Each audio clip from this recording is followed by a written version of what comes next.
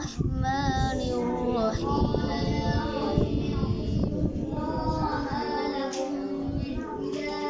أقم الصلاة لدلوق الشمس إلى غسق الليل وقرآن الفجر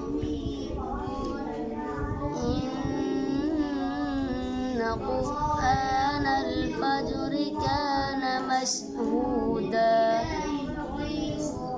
ومن الليل فتهجد به نافلة لك عسى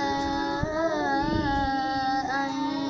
يبعثك ربك مقاما محمودا وقل رب أدخلني مدخل صدق